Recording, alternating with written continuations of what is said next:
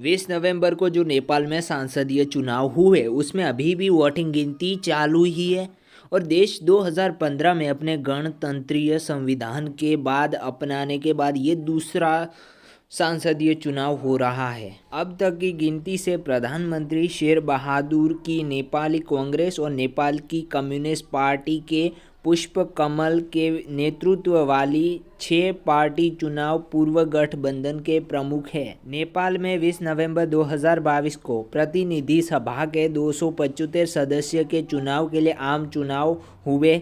चुनाव में 2 मत पक्ष थे और एफपीटीपी के माध्यम से एक आकलन सदस्य निर्वाचन क्षेत्रों से 165 सदस्यों का चुनाव करने के लिए एक और दूसरी पार्टी सूची अनापायुतिक प्रतिनिधित्व के माध्यम से एक राष्ट्रव्यापी निर्वाचन क्षेत्रों से शेष और 110 सदस्यों का चुनाव करने के लिए एक पार्टी को एक राष्ट्र पार्टी के रूप में मान्यता प्राप्त करने और पीआर की तरह सीटें सुरक्षित करने के लिए उसे संसद में एफपीटीपी की तरह कम से कम एक सीट और कम से कम 3% वोट जीतने होंगे।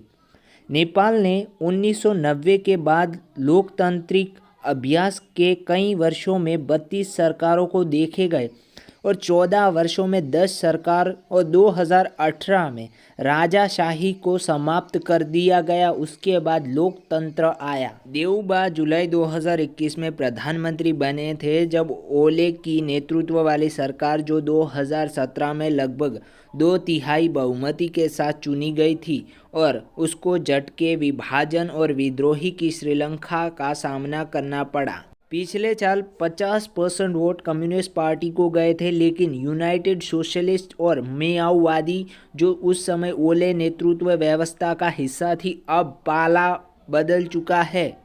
सदन को 2 बार भंग करा और सत्ता में बने रहने के ओले के प्रयास को राष्ट्रपति विद्यादेवी भंडारी के समर्थन किया, लेकिन सर्वोच्च न्यायालय के ने दोनों विघटनों को असंवैधानिक ठहराया और राष्ट्रपति को देआउबे को पद की शपथ दिलाने का निर्देश दिया।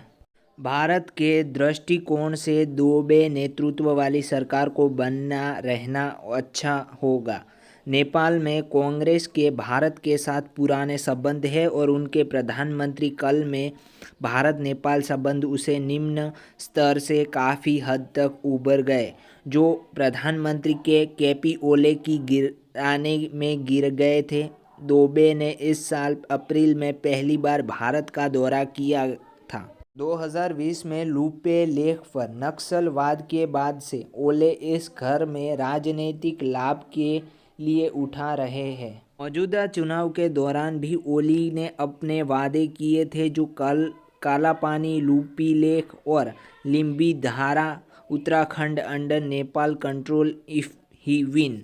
इस विवाद पर एक वीडियो बनाई है, अगर आप चाहते हैं तो उसे भी देख सकते हो। बस इस वीडियो में इतना ही।